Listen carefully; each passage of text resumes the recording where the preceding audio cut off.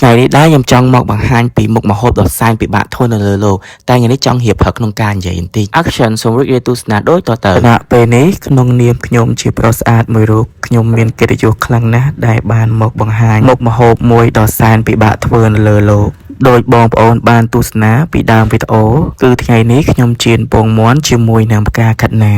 យើងមានពងមាន់3គ្រាប់ជាមួយផ្កាខាត់ណា1ដុំម្ទេស1ផ្លែខ្ទឹមស2កំពឹសជាដំបូងយើងចិញ្ច្រាំគ្រឿងទាំងអស់ហ្នឹងឲ្យម៉ត់ជាមុនសិនពេលដែលយើងចិញ្ច្រាំគ្រឿងទាំងអស់ហ្នឹងម៉ត់ហើយយើងទុកវានៅចម្ងាយពីខ្លួនយើង300ម៉ែត្រយើងងាកមកកូរពងមាន់សិនមើលឃើញថាពងមាន់រៀងបែកវល់វក់ពេញនឹងហើយយើងក៏ចាក់គ្រឿងដែលយើងបានចិញ្ច្រាំមុននឹងចាក់ចូលកលវក់ចូលគ្នាបន្តទៀតមកពេលដែលយើងកូររួចហើយយើងកុំភ្លេចណាបន្ថែមគ្រឿង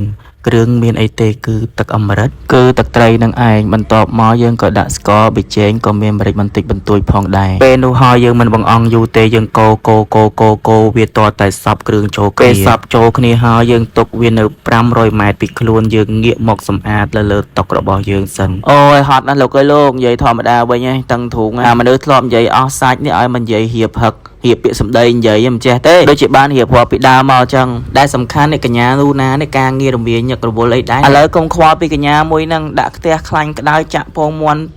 គ្រឿងដែលយើងបានរៀបចំទុកមុននឹងចាក់ចូលមកបន្ទាប់ពីយើងចាក់គ្រឿងយើងចូលហើយយើងក៏មកស្ដាប់បទជំនឿបទសិនដើម្បីរងចាំពងមាន់យើងឆ្អិនរស់ជាខ្លួនឯងឈុំដើរវងវែងត្រូវស្គាល់កន្លែងដែលបេះដូងយើងចង់ទៅ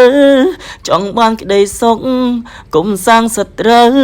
រួមនៅលើផ្លូវដែលអារម្មណ៍បងប្រាថ្នាបានបងប្អូនតោះសម្រាប់បានសម្លេងបងប្អូនពីរោះខ្លាំងតែនេះមិនជាការច្រៀងទេគឺជាការស្រែករំខានតែម្ដងស្របពេលនេះដែរម្ហូបរបស់យើងក៏ឆ្អិនផងដែរឥឡូវទៅភ្លក់ជាមួយខ្ញុំទាំងអស់គ្នា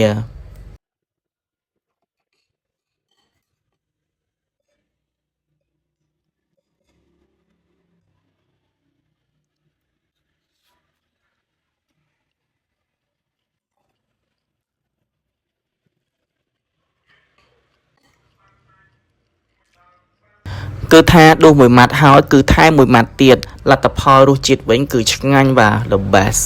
ឆ្ងាញ់មែនអត់និយាយលេងទេណាចុះបើឆ្ងាញ់ចាំបាច់ថែមទឹកម្ទេសទៅអីគ្រាន់តែចង់បន្ថែមរសជាតិឲ្យមានជាតិហឹលតិចហ្នឹងណាក៏ដូចជាពេលនេះដែរវីដេអូរបស់ខ្ញុំគឺមានតែប៉ុណ្្នឹងទេក៏ដល់ទីបញ្ចប់ហើយក៏អរគុណដល់បងប្អូនដែលបានទស្សនារហូតដល់ចប់ហើយកុំភ្លេចចុច like និង comment ម្នាក់មួយផងណាបាយបា